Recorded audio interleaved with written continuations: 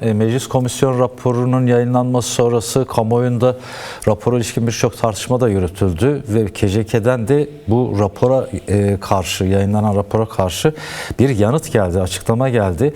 İstersen genel tepkileri de tartışarak başlayalım. Daha sonra KCK'nin yapmış olduğu açıklamayı da değerlendirelim. Sözü ben sana vereyim uzatmadan. Yani rapor içerik bakımından neredeyse hiçbir kesimi doğru dürüst tatmin etmedi. Bu konuda çok yoğun eleştiriler de oldu. İşte bizzat komisyon içerisinde yer alan partilerden tutalım, işte toplumun çeşitli kesimlerine kadar neredeyse herkes özellikle de KCK'nin açıklamasında vurgulanan hususlar konusunda ciddi biçimde eleştirdi bu raporu. Gerçekten de yani hani tartışılması gereken, üzerinde yoğunca tartışılması gereken bir husus. Özellikle de halen geldiğimiz noktada bile sorunun terörizmle tarif edilmesi ve bunun üzerinden bir sonuca varma çabası tam bir garabet. Yani bunu daha hafif tabirle açıklamak mümkün değil. Elbette ki süreçle birlikte, yani bu geride bıraktığımız, biliyorsunuz 27 Şubat'ın da arifesindeyiz. Bir yılı geride bırakıyoruz. Sayın Öcalan'ın da Barış ve Demokratik Toplum çağrısının üzerinden bir yıl geçiyor ve bir yıllık süreçte aslında yapılması gereken çok önemli şeyler vardı ama bu sadece komisyonla sınırlı tutuldu. Atılan bu adımın da bu şekilde KCK'nin açıklamasında geçen sakatlanma meselesi açıkçası bir hayal kırıklığı da yarattı. Elbette ki yani bu nihai bir sonuç değil. Bu bir tavsiye raporu meclise sunulacak, mecliste görüşülecek. Orada işte yani yasal düzenlemelerin ve yapılacak düzenlemelerin tartışmaları yürütülecek. Ancak nihayetinde tek ciddi atılan adımdı ve bu adımın bu şekilde kadük kalması, işte belli bazı kaygılar nedeniyle böylesi bir şekilde sakatlanması anlaşılmaz bir şeye dönüştü. Bu da açıkçası toplumda da ciddi bir reaksiyon, olumsuz bir reaksiyon yarattı. Yani bir tepki yarattı. Bundan sonrası için nasıl olur? Bunda elbette ki bir geri adım atılma durumu söz konusu değil. Sonuç itibariyle rapor imzaya açıldı, kabul edildi ve bundan sonra işte meclise sunuldu. Sonrası önemli elbette ki. Bunun sonrasında sanırım ileriki dakikalarda konuşuruz. Yani şunu anlamakta yarar var. Aslında bu bir müzakere süreci. Sayın Öcalan da çok çetin bir mücadele veriyor. Yani özellikle de yani sorunun çözümü noktasında var olan engelleri aşmaya dönük çok yoğun bir mücadele veriyor.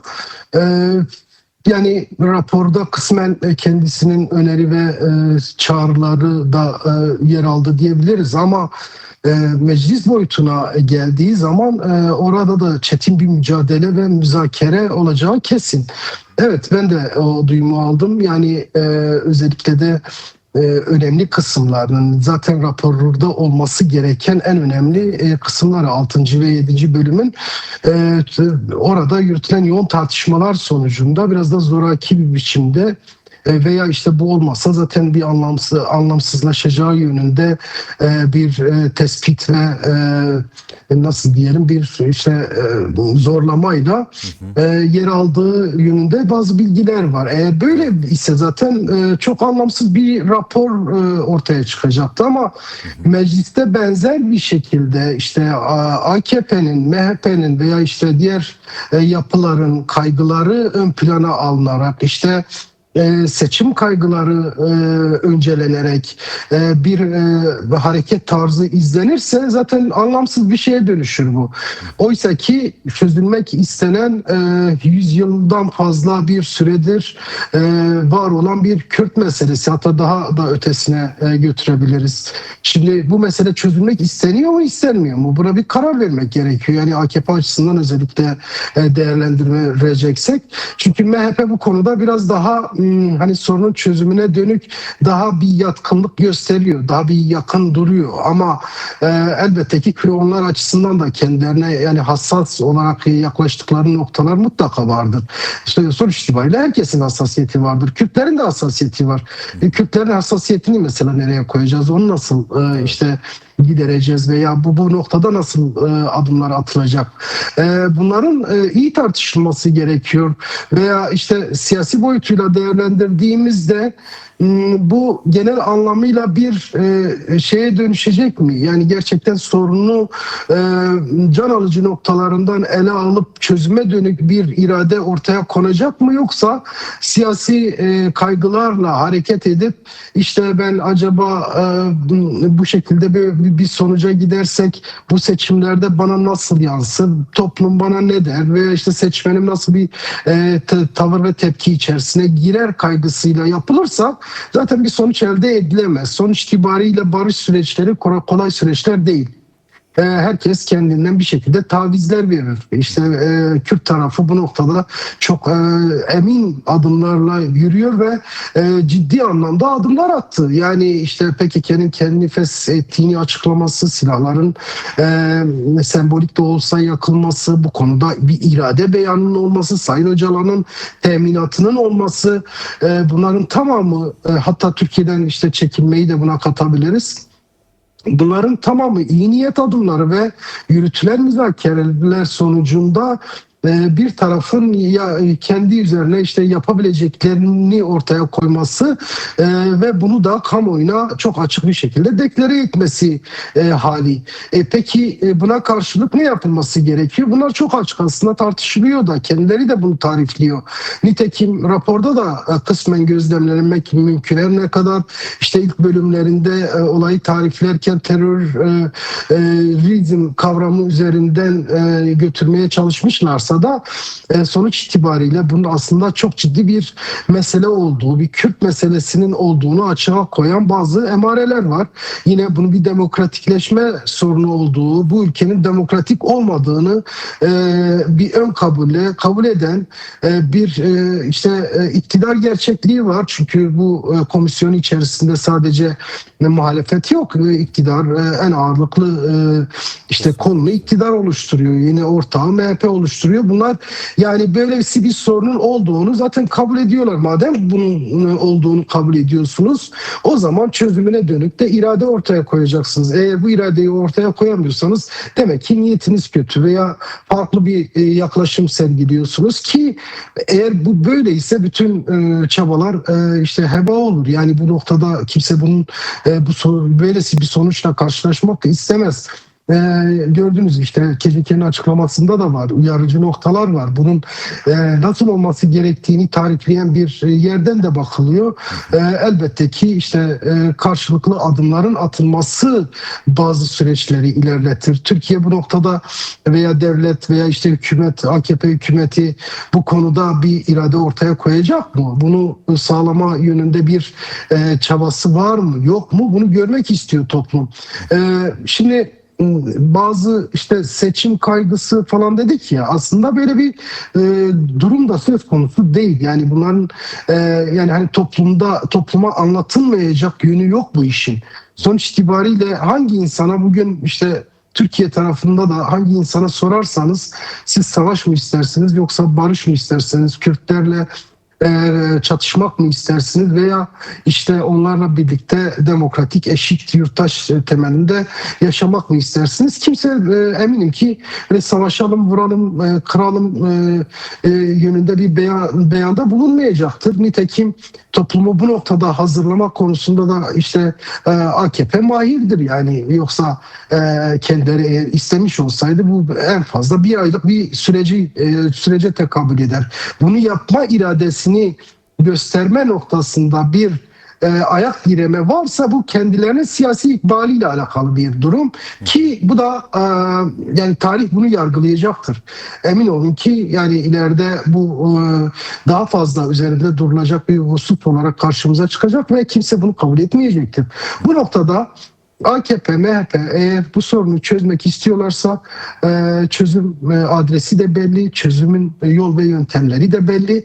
Mecliste eğer bu rapor meclise geldikten sonra, tartışmaları yürütüldükten sonra atılacak adımlar da belli aslında. Bunlar yapılacak mı, yapılmayacak mı? Yine önümüzdeki süreçte göreceğiz. Elbette ki rapordan sonra bir yani hani umut kırılma hali söz konusu oluyor. Yani belki daha iyi bir rapor ortaya çıksaydı şunu diyebilirdik. Evet, mecliste müzakere daha işte doğru zeminde yürütülecek ve bu noktada belli bazı aşamalar kaydedilecektir diyebilirdik. Ancak şu noktada yani onu söyleyecek düzeyde değiliz.